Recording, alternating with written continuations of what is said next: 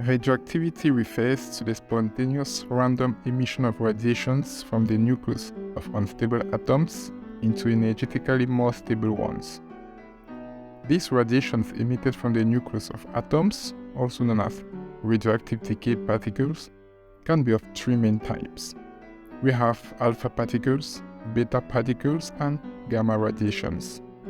In alpha decay, a radioactive nucleus emits an alpha particle, which is a helium nucleus consisting of 2 protons and 2 neutrons. Alpha particles have a high ionizing power and a low penetration power. Typically, they can be stopped by a sheet of paper or the human skin. This type of decay reduces the atomic number of the nucleus by 2 and the mass number by 4. For example, uranium-238 decays into thorium-234 with an alpha emission as follows. Next, we have beta decay. In beta decay, a neutron in the nucleus transforms into a proton, emitting an electron and an antineutrino, what we call beta minus emission. Or a proton transforms into a neutron, emitting a positron and a neutrino, what is called beta plus emission. This type of decay increases or decreases the atomic number of the nucleus by 1, but does not change the mass number. Beta particles have a lower ionizing power compared to alpha particles, but they have a higher penetration power. Typically, they can penetrate through the skin and a few other materials. An example of beta decay is the decay of thorium into palladium, represented by the following nuclear equation. Lastly, we have gamma decay. Gamma decay occurs when an excited nucleus releases energy in the form of high-energy photons. This decay does not change the atomic number or mass number of the nucleus. Gamma rays have a very low ionizing power, but a very high penetration power. Typically, they can penetrate through many materials, and to contain them usually requires very thick lead. An example of gamma decay is that which follows the beta emission by cobalt into nickel. The excited nickel produced returns to the ground state by emitting gamma radiations.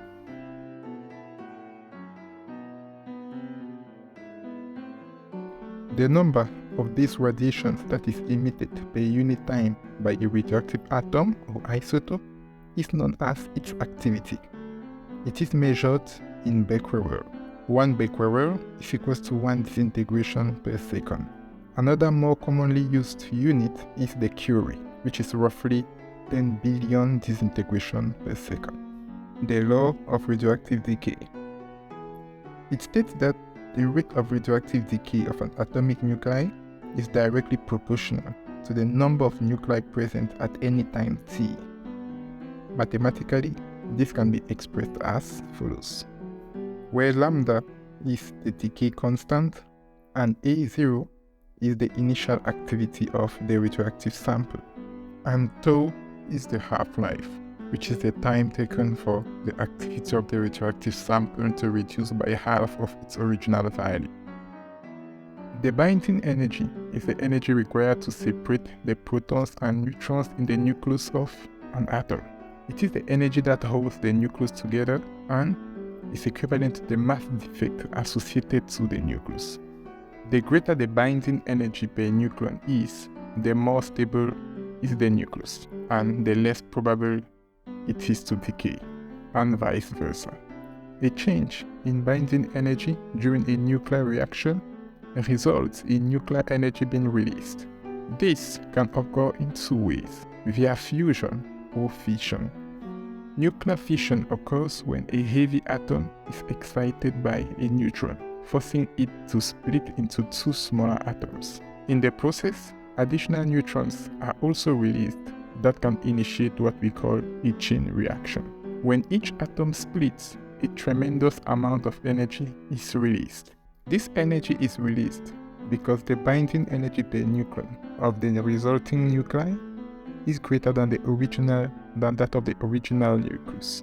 Conversely, in nuclear fusion, two lighter nuclei are combined to form a heavier nucleus. The resulting nucleus has a higher binding energy per nucleon than the original nuclei. This increase in binding energy per nucleon results in the release of nuclear energy in the form of heat and radiation. Our sun, for example, is powered by nuclear fusion. Here, two isotopes of hydrogen, deuterium and tritium, fuse to form helium-4. The process is accompanied by release of huge amounts of energy.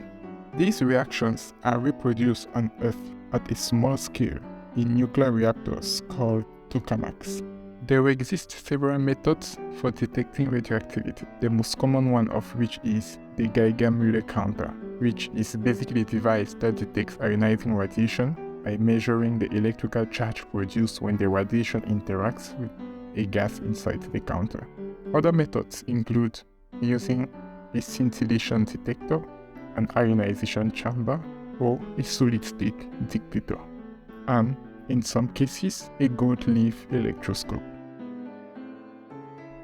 The main advantages of nuclear fusion over fission include easy fuel availability, sustainability, safety, and higher energy efficiency. Nuclear power, which uses radioactive materials to generate electricity, is likely to continue to play a significant role in the world's energy mix, particularly as efforts to transition to a low-carbon economy accelerate. If you enjoy the content of this video, and if you would like to see more of them, let me know in the comments below. Mind liking, subscribing, and sharing. Until then, I see you for another interesting topic.